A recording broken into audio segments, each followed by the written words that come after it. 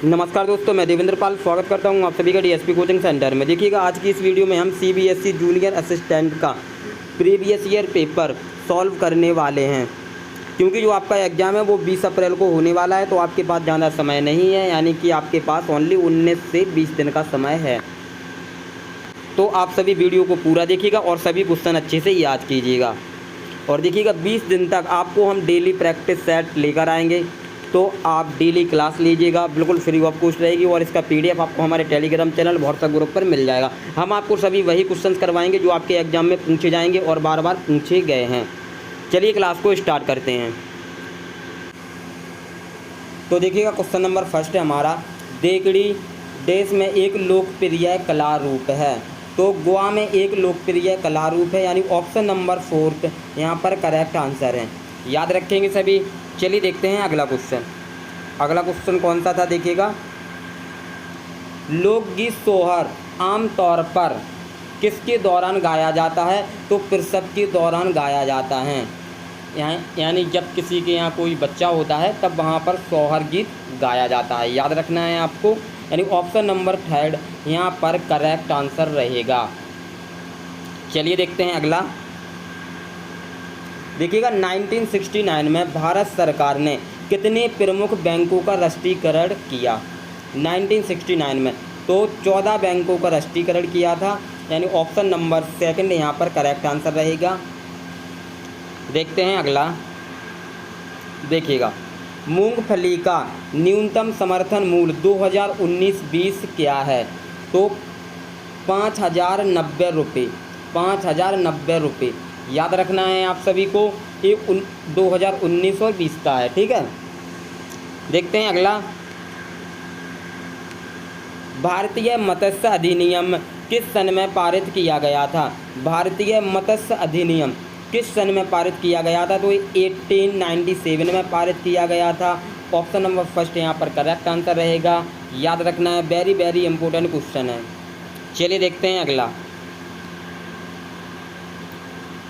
देखिएगा the SI unit of thermodynamic temperature, यानी thermodynamic temperature का जो एसआई यूनिट है वो क्या होता है? तो केल्विन होता है। याद रखेंगे सभी। ऑप्शन नंबर 2 यहाँ पर करेक्ट आंसर हो जाएगा। देखिएगा प्रूसिक अम्ल का रासायनिक नाम क्या है? तो हाइड्रोजन साइनाइड है, यानी ऑप्शन नंबर 1 यहाँ पर करेक्ट आंसर रहेगा। और देखिएगा इसका पीडीएफ आपको हमारे टेलीग्राम चैनल व्हाट्सएप ग्रुप पर मिल जाएगा, लिंक डिस्क्रिप्शन में दे रखा है। ज्वाइन कीजिए, पीडीएफ को डाउनलोड कीजिएगा और सभी क्वेश्चन अच्छे से याद कीजिएगा। क्योंकि आपके एग्जाम में ज़्यादा समय नहीं है, ओनली 19-20 दिन का समय है। तो 19-20 दिन में जितने भी आपको हम प्रैक्टिस पेपर करवाएंगे आप सभी को याद जरूर करते जाएँ, क्योंकि ऐसे ही क्वेश्चन आपको एग्जाम में देखने के लिए मिलेंगे। चलिए देखते हैं अगला।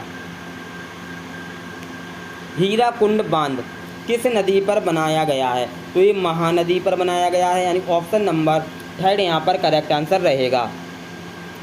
देखते हैं अगला। होंगपुई खालिस्तान की उच्चतम चोटी है? तो मिजोरम की उच्चतम चोटी है। किसकी? मिजोरम की, यानी ऑप्शन नंबर 1 यहाँ पर करेक्ट आंसर रहेगा। याद रखेंगे सभी साथी। चलिए देखते हैं अगला। देखिएगा महासागर को दक्षिणी महासागर के रूप में भी जाना जाता है। तो अंटार्कटिक महासागर को दक्षिणी महासागर के रूप में भी जाना जाता है, यानी ऑप्शन नंबर 2 यहाँ पर करेक्ट आंसर रहेगा। चलिए देखते हैं अगला। बंगाल का विभाजन किस सन में घोषित किया गया था? यानी तो 19 जुलाई और 1905 में घोषित किया गया था। याद रखना है सभी को। ऑप्शन नंबर 1 यहाँ पर करेक्ट आंसर रहेगा।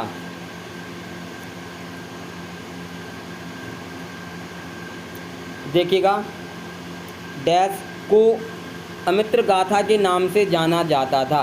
तो बिंदुसार मौर्य को अमित्र गाथा के नाम से जाना जाता था। याद रखना है आप सभी को। ऑप्शन नंबर 1 यहाँ पर करेक्ट आंसर है। चलिए देखते हैं अगला। पल्लवों की राजधानी क्या थी? तो कांचीपुरम थी। पल्लवों की राजधानी क्या थी? कांचीपुरम थी, यानी ऑप्शन नंबर 2 यहाँ पर करेक्ट आंसर हो जाएगा। लॉन फॉक्स डांसिंग के लेखक कौन हैं? लॉन फॉक्स डांसिंग के लेखक कौन हैं? तो रस्किन बॉन्ड। कौन है? रस्किन बॉन्ड, यानी ऑप्शन नंबर 3 यहाँ पर करेक्ट आंसर रहेगा। देखते हैं अगला, देखिएगा, जीन हेनरी ड्यूनेंट किसके लिए नोबेल पुरस्कार से सम्मानित होने वाले पहले व्यक्ति है? तो ये शांति के लिए नोबेल पुरस्कार से सम्मानित होने वाले व्यक्ति है, आप सभी को याद रखना है। देखते हैं अगला,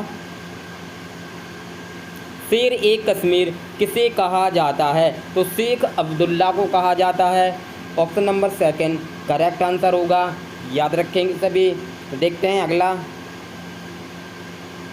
देखिएगा, 78वें संशोधन द्वारा 9वीं अनुसूची में कितने भूमि सुधार जोड़े गए? तो 27 भूमि सुधार जोड़े गए थे, यानी कि ऑप्शन नंबर 1 यहाँ पर करेक्ट आंसर रहेगा हमारा। देखते हैं नेक्स्ट, किस संशोधन ने चुनाव न्यायाधिकरणों की प्रणाली को समाप्त कर दिया और चुनाव सुनवाई की सत्ता निहित कर दी? तो 19वीं, याद रखेंगे सभी, 19वीं संशोधन ने चुनाव न्यायाधिकरणों की प्रणाली को समाप्त कर दिया और चुनाव सुनवाई की सत्ता निहित कर दी, याद रखेंगे सभी। चलिए देखते हैं अगला, किस टीम ने IPL 2019 जीता? किस टीम ने IPL 2019 जीता? तो मुंबई इंडियंस ने। ऑप्शन नंबर 1 यहाँ पर करेक्ट आंसर रहेगा, याद रखेंगे सभी। चलिए देखते हैं अगला, डैश प्रीमियर बैडमिंटन लीग के पहले विजेता कौन थे? तो हैदराबाद हॉटशॉट, यानी ऑप्शन नंबर 3 यहाँ पर करेक्ट आंसर रहेगा। ऑप्शन नंबर 3 याद रखेंगे सभी। चलिए देखते हैं अगला, करनाल का युद्ध कब लड़ा गया था? तो 1789 में करनाल का युद्ध लड़ा गया था, याद रखना है सभी को।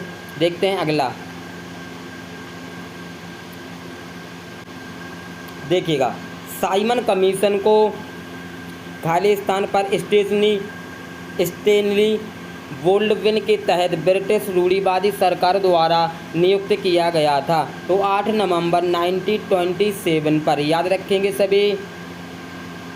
साइमन कमीशन को 8 नवंबर 1927 पर स्टेनली बोल्डविन के तहत ब्रिटिश रूढ़िवादी सरकार द्वारा नियुक्त किया गया था। चलिए देखते हैं अगला,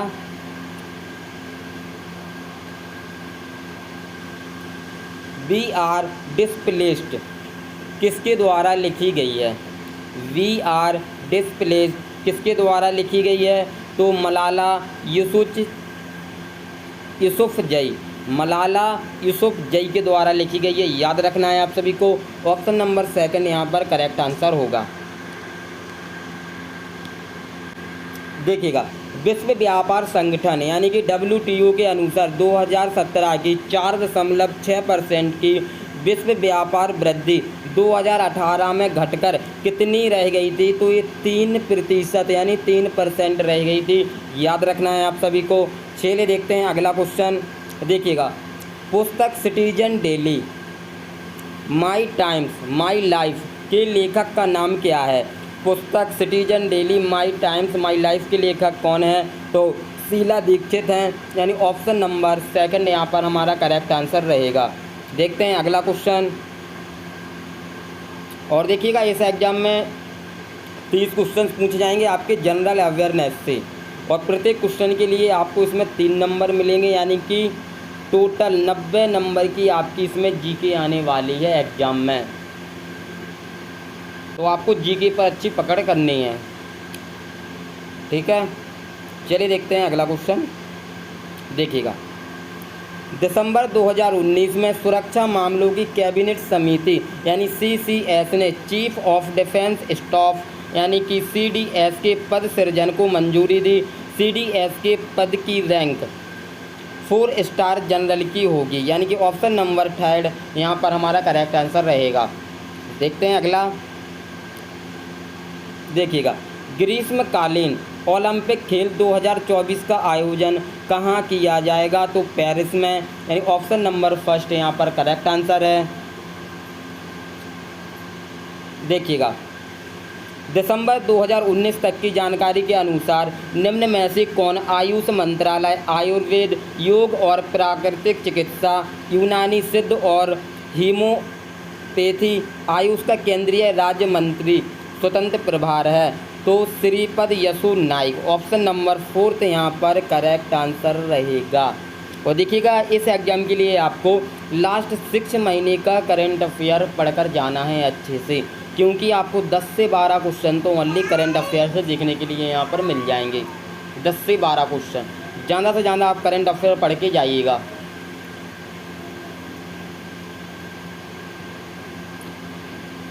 तो देखिएगा इस वीडियो में हम इस पेपर का जनरल अवेयरनेस यानी जीके का पार्ट कंप्लीट कर चुके हैं। तो नेक्स्ट वीडियो में हम फुल पेपर लेकर आएंगे जिसमें आपके सभी सब्जेक्ट रहेंगे, ठीक है। और इसका पीडीएफ आपको हमारे टेलीग्राम चैनल और व्हाट्सएप ग्रुप पर मिल जाएगा, लिंक डिस्क्रिप्शन में दे रखा है, ज्वाइन कीजिएगा और इस पीडीएफ को डाउनलोड कीजिएगा। और देखिएगा पूरा पेपर का पीडीएफ हम आपको प्रोवाइड करवा देंगे, यहाँ पर आप सभी देख सकते हो।